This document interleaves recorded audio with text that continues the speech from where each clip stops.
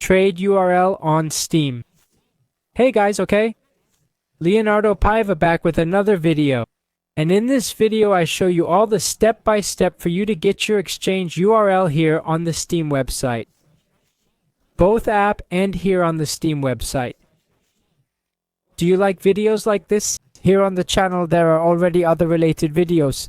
Subscribe to the channel, leave a like.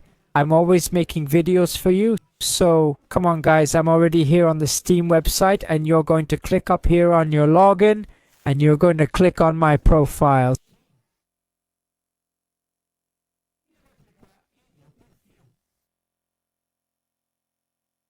So I've already logged in here on my Steam profile. You're going to go down a little bit guys and you're going to have this option on the side, inventory.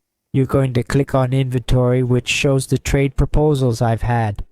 Then guys, for you to see your link, you will click on exchange proposals.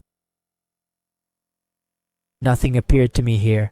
You're going to go down more guys and it's going to have this option here in this side menu. That option you're going to click. Who can send me proposals? You're going to click.